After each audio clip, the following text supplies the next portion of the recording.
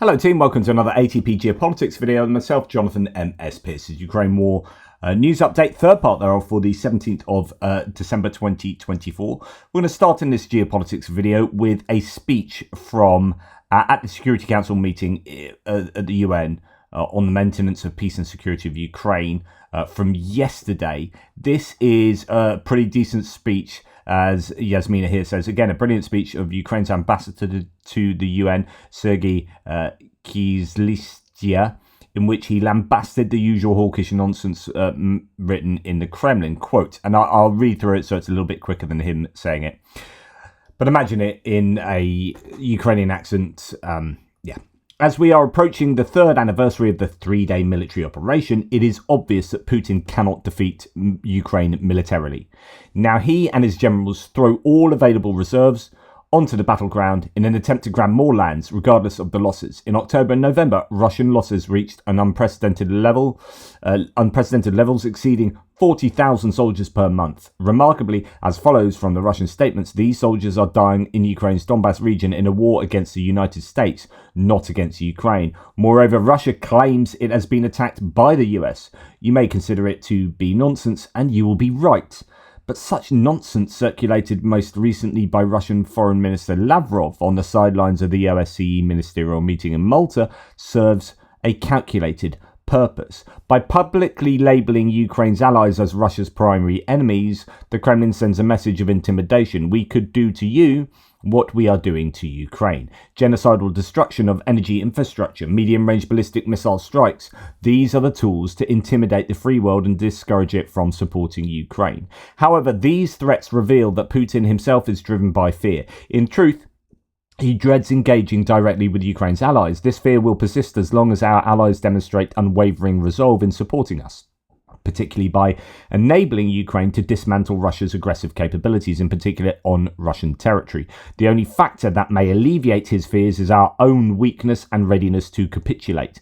This will never happen. Putin's envoy may issue threats in his council and indulge in a delusion of representing a superpower.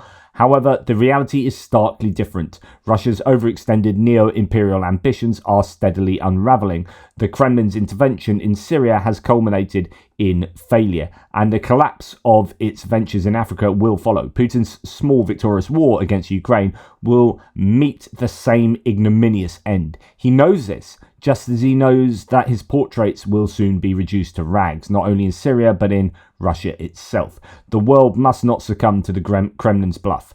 Peace can and will be secured through strength, for strength remains the only language that an aggressor comprehends. I thank you. Absolutely, 100% well put. Moving on, we have... no, actually, that's not what was supposed to be there. I think it's supposed to be this one next. So, quote, this is from Zelensky, quoting Polish Prime Minister Donald Tusk as saying, if Ukraine's accession to the EU and NATO depended solely on Poland, it would happen in one day. That's pretty strong rhetoric there that shows that Poland really support Ukraine's admission into NATO. Actually, they also put together as another $100 million or euro, I'm not sure, military aid package coming from Poland, which came out in the same meeting. Brilliant stuff from Poland there, with Zelensky visiting Tusk, or Tusk visiting Zelensky in Lviv. Poland's Foreign Minister Radoslaw Sikorski said Russia and not Ukraine must be pressured into peace talks. Yes. This is super important rhetoric I have heard far too often, particularly from America, but also from people like Viktor Orban. I mean, it seems very sad to me that, you know, the Orban, Fico, Vucic kind of Eastern European pro-Russian stance is that which is also Trump's stance, which is pressuring Ukraine to the negotiating table, always talking about Ukraine and not talking enough about Russia. But yeah, the US, the quote from Sikorski is, the US and the EU must help Ukraine secure a stronger negotiating position for future talks. And it's the aggressor, not the victim, who must be encouraged and compelled, Sikorski stated. Absolutely 100% again. Okay, masked thugs have attacked the protesters, but the police did not intervene in the Georgia riots or the Georgia protests. So masked thugs attacked the Titushky, basically Russian-backed thugs or Russian thugs, attacked the protesters. Police didn't get involved. The protesters then beat up the masked thugs who were attacking them, and the police protected them and escorted by 5 to 7 police units. Wow, this is the reality of Georgia terror. In other words, the internal security services are not interested in protecting the people of Georgia. They're interested in protecting the agenda of the Georgian Dream government and the the Russians that are supporting them. Tension on Rustaveli Avenue after demonstrators surrounded Titushky following reports of attacks on citizens in nearby metro. Protesters called on police to intervene, after which police arrived and escorted them from the scene. I actually saw, I think it's probably the same footage, I saw these scuffles on the metro of the Titushky starting on these people in the metro. Right, Ukraine has strongly condemned an African delegation's visit to the Russian-occupied territories. Wow, that's pretty inappropriate, isn't it? Foreign Ministry on December the 16th condemned the visit of the Pan-African Parliament's delegation to Ukraine's Russian-occupied territories. So going into those places that Russia occupies and visiting its poor form. Quote, their statements during this visit about opposing colonialism made on Ukrainian land illegally seized by Russia in the course of the near-colonial war of aggression against Ukraine are completely absurd, the ministry said. Wow, I mean, that is some pretty astonishing hypocrisy. Yeah, we're going to make some statements against colonialism as African nations, and we're going to do that in an area that's been forcibly occupied by a near-colonial power, which is also a country that is heavily involved in a new era of colonization in Africa. You know, the French and the Americans have been kicked out and been replaced by the Russians, who are exploiting those areas for their own ends, for their natural resources. Now, South Korea imposes new sanctions over Russia and the Russian-North Korean cooperation. South Korea imposed sanctions on 11 individuals and 15 entities, quote, engaged in illegal military cooperation between Russia and North Korea, according to the South Korean Foreign Ministry today. That's really good news. South Korea really need to play a more important role. It's worth noting that it looks like the president has been impeached now, or will be impeached, so we'll have to keep an eye on that to see if there's a change of government, to see whether any new government that comes in is going to be stronger against North Korea and in favour of hopefully Ukraine. Now, Slovak Energy Company and its partners have called for the continued gas to transit through Ukraine. The state-owned company SPP and its partners in Hungary, Italy and Austria called for continued gas transit through Ukraine in a declaration published today. Yeah, fairly typical there. Now, I thought this was pretty strong rhetoric. This is Zelensky speaking very publicly against Viktor Orban here at this meeting. Quote, Ukraine does not need mediators like the Hungarian Prime Minister Orban. I will not let him and people like him go.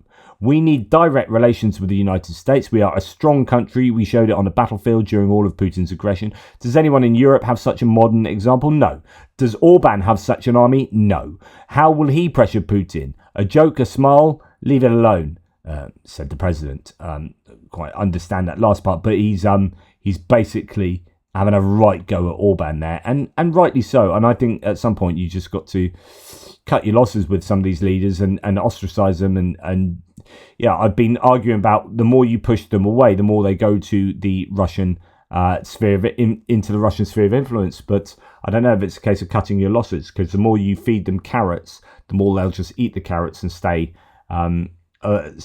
aligned with Russia. Just cut them off, make them pariah states, kick them out of the EU, kick them out of NATO, etc., etc. See how they like it. Now, it could be some seismic changes in Canada, as Justin Trudeau is kind of like vote of no confidence. I think there's a letter that was put together by some of his own party saying he should resign. Canadian Prime Minister Justin Trudeau is considering resigning. He's reportedly preparing to address Parliament, according to CTV News. Chrystia Freeland, Canada's finance minister and deputy prime minister resigned from Trudeau's cabinet due to disagreements over the government's approach to potential US tariffs as a result of Trump's economic plan. You got Trump chomping at the bit south of the border, being incredibly bad at being a neighbour by threatening these huge tariffs on both Mexico and Canada to allies of the US, really, and also threatening China. But the kind of rhetoric you hear from Trump on China, I mean, it's fascinating, isn't it, that he invites Xi Jinping to his inauguration but doesn't invite Justin Trudeau. He calls Justin Trudeau a governor of the state of Canada. It's just, it's so rude. But Trump is deeply, deeply unprofessional, and he's not fit for the job. I'm sorry, he's not. And the way he's treated Canada, a lot of me wants Canada to just go, screw you, Trump. If this is what you want, we're going to cut off our energy supplies to the US. Given that there are different types of energy, different grades of, I think, petrol and oil and whatnot, and Canada are an important component in the US domestic energy situation, and Canada have a lot of power over the US, really. So if Trump wants to mess with Canada, Canada should go, all right then, see how you like it. But the problem is, all of these activities hurt everyone. Like, when you start a trade war, no one wins. Certainly not the two involved in the spat. So if the US starts a trade war with Canada and starts a trade war with Mexico, then Canada, the US, and Mexico will be worse off. But anyway, we might see a change of government, and I hope we don't see is it Poilievre and the kind of the Canadian Conservatives come in, because they are far less likely to be supportive of Ukraine in a way that I think Trudeau has. And, I don't think Canada has quite done enough, although, they have helped. But fearing a deterioration in intelligence cooperation, this is a quote from Intelligence Online, Canadian intel agency CSIS preemptively sent a delegation to Washington at the beginning of October to meet with people including Elbridge Colby and Robert O'Brien. Elbridge Colby, ugh. So some of the people coming in the next administration are super, super scary in my books. Anyway, you think it's just me whinging about Trump, etc., but when you've got a Canadian intelligence delegation going down because they're so scared about what the new administration is going to bring about, then it's not just me worried about the situation. There are many people in far more serious positions than I am concerned. Right. Colby Badwise says, as President Joe Biden serves out his final weeks in office, he still has the opportunity to correct his past mistakes and put Ukraine on a better footing as we start the new year. Here's what should be done. Remember, Colby Badwise is a bit of an anti-Biden conservative, but he's giving some advice here on what Biden could do to do a much better job of supporting Ukraine. So 1, take the cuffs fully off. Despite Biden authorizing the use of ATACMS on Russian territory, does anyone believe that this was done unconditionally? Obviously not. The Pentagon and the National Security Council are still intimately involved in the process. That needs to change. 2, additional missiles. Beyond the larger quantity of ATACMS that can be provided to Ukraine, it is a long past time to provide AGM-158A, Joint Air-to-Surface Standoff Missile, the JASMs, and the AGM-84H or K Standoff Land Attack Missile Expanded Response, SLAM-ER, as well. More equipment. While Ukraine has received some equipment from Army prepositioned stock to Europe, much of it remains untouched. Biden should draw down additional vehicles, weapons, and ammo from APS-2 and then order replacement equipment to replenish those stocks. 4, intransigent allies, South Korea. Seoul can't continue to watch growing DRPK, Russia cooperation from the sidelines. The threat it poses to their own security is clear, and the US can't care about that more than they do. It's time for them to provide Ukraine with lethal aid. So a bit of pressure on South Korea would be nice from Biden. Intransigent allies Israel. Netanyahu has been needlessly deferential to the Russian regime that is arming their arch enemies in Tehran. With the fall of Assad, there are no excuses now. Biden must lean on them to at least sign off on the TPT permits for Spike missiles. So he wants some Israeli ordnance to find its way to Ukraine with kind of American say-so. Sanctions and the oil price cap. Biden can get the ball rolling on tightening sanctions on Russia and lowering the price cap. The incoming Trump administration can further harm Russian oil and gas revenues by increasing America's own oil and gas exports. So I think there were some constraints put on LNG exports, and that could certainly be released. This is not an exhaustive list of recommendations, but it's a reasonable action item for the president to work on his final weeks. As I mentioned at the start, you can see my full explanation by clicking the link in. That is an article in The Insider. The right way to go. Joe Biden can still help Ukraine in his final days as president. Okay. Then we're going to move on to some advice about what Trump could do. This is Michael McFaul, a previous Russian ambassador, American ambassador to Moscow. Given his past skepticism about aid to Ukraine and NATO more generally, it will not be easy to persuade him to take this path. Such a deal, however, supports several of Trump's objectives. By bringing Ukraine into NATO, Trump could achieve a significant victory for one of his foreign policy priorities, burden sharing. After joining NATO, Ukraine's armed forces would overnight become the best and most experienced European army in the alliance. Ukrainian soldiers could be deployed to other frontline states, allowing Washington to reduce its own troop commitments.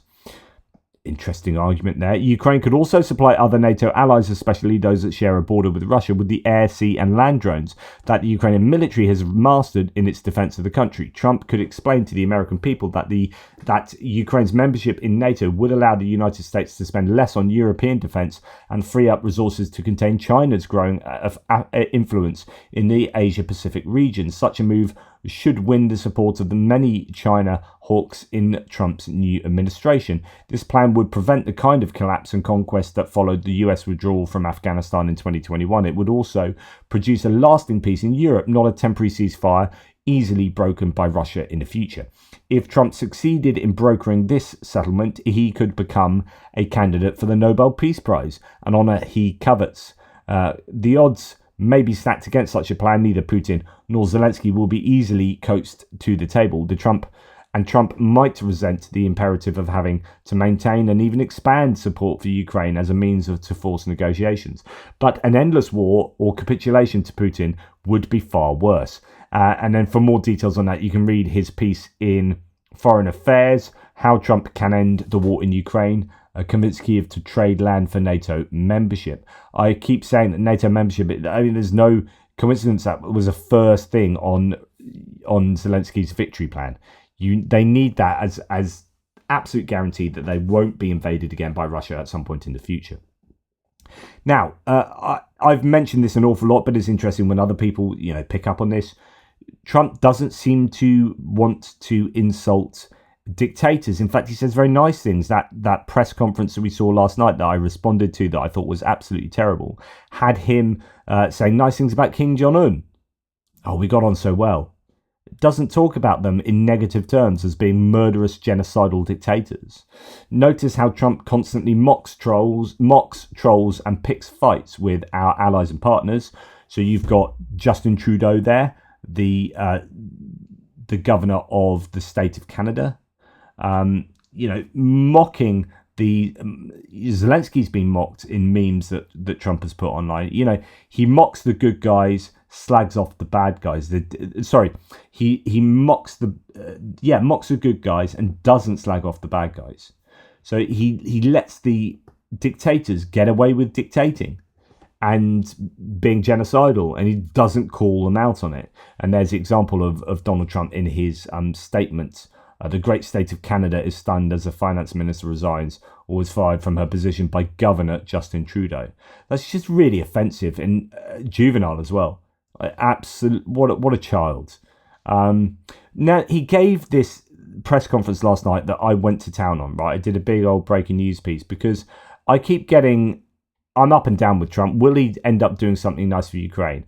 Almost certainly not. But if he does, it's kind of either by accident or because he's fully changed his mind because he's been convinced to do so by someone that actually knows what they're talking about. It's literally 100% of what he says at the moment is absolutely terrible. To the point that you get you get the press conference that took place that was it was an absolute shocker.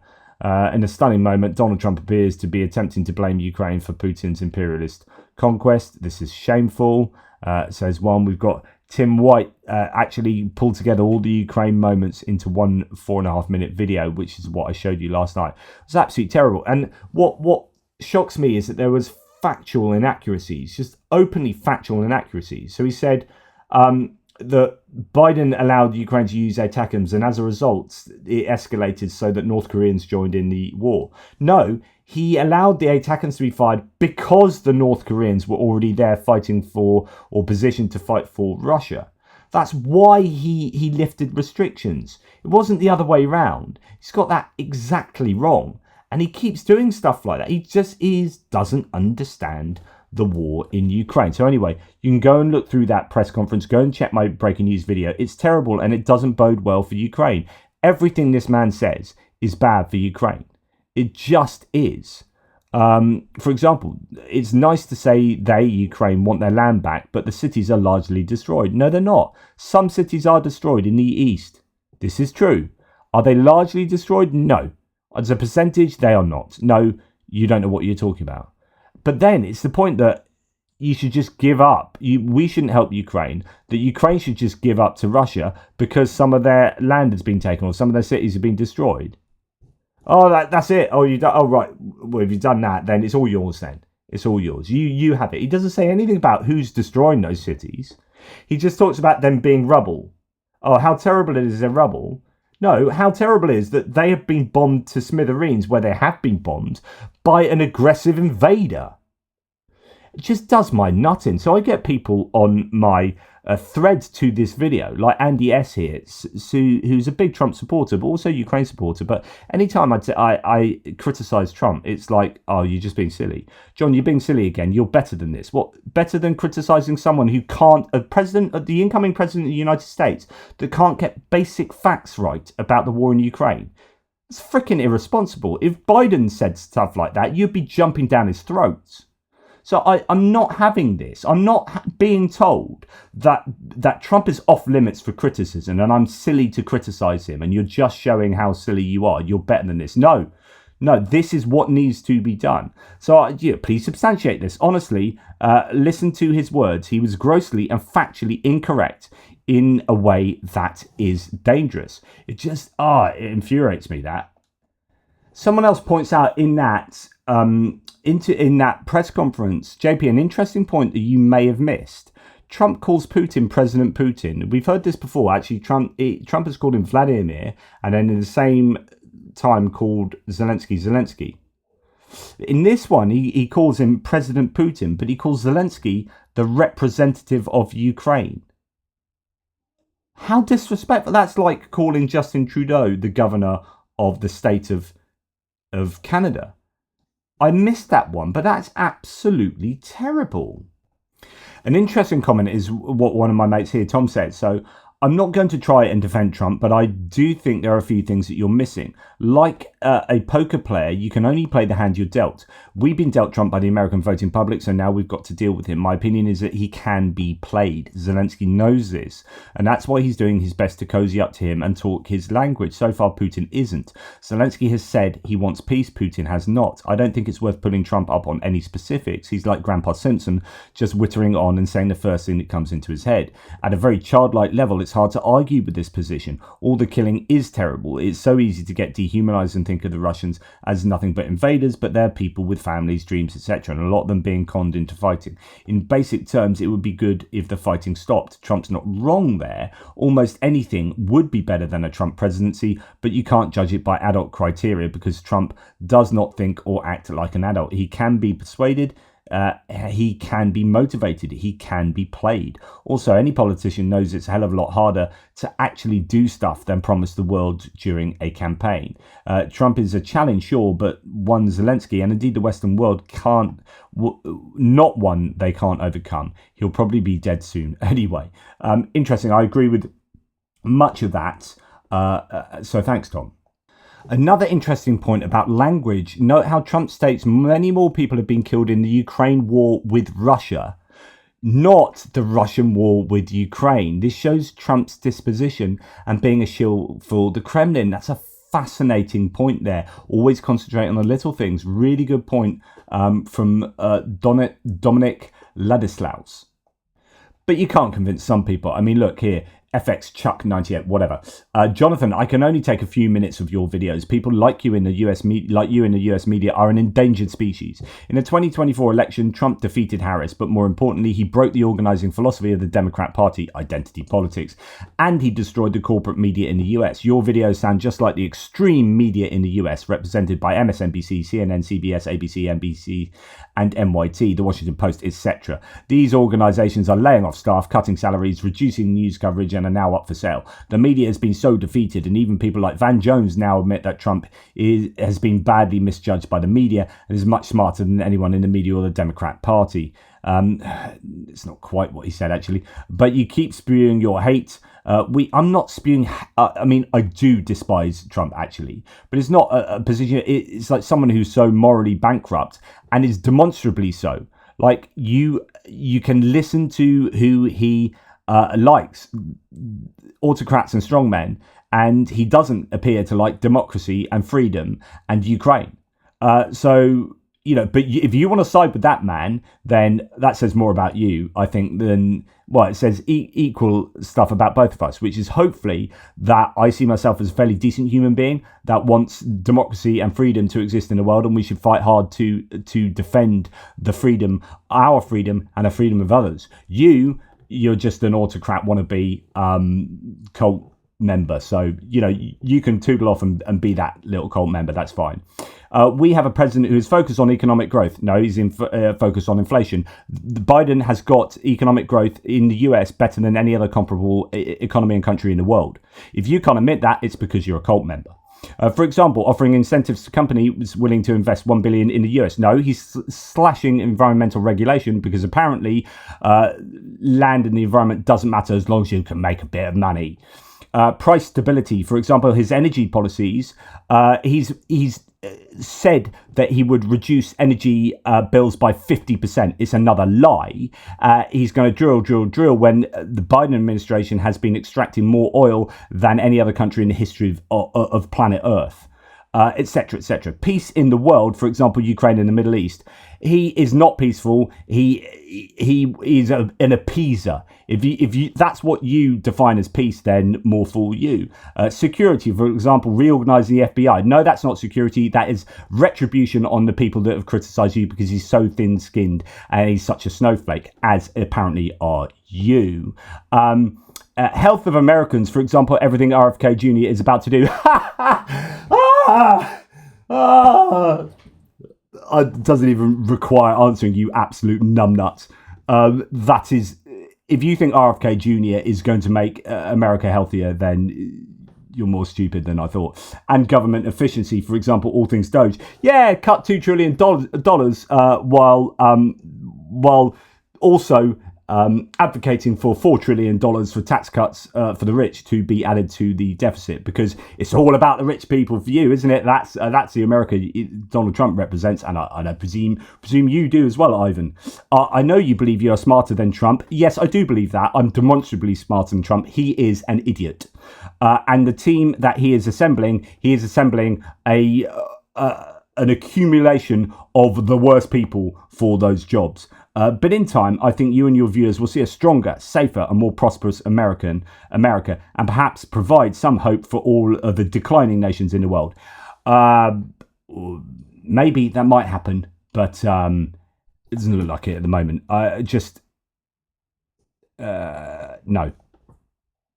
Right, so Michael Weiss here says Trump gets regular intelligence briefings and has already let slip casualty figures. So, that safer world that Chuck was just talking about, where he gets, the safe world where you take intelligence from other nations and from your intelligence services and you just splurge them on national TV. Yeah, that's the kind of security we want. So he takes regular intelligence briefings and has already let slip casualty figures for Ukraine. Here he states in no uncertain terms that Turkey was behind the HTS offensive, which led to the toppling of Assad. So that's now going to cause, but you keep those things in your head, matey. You keep those things in your head. But no, he's all about security, right?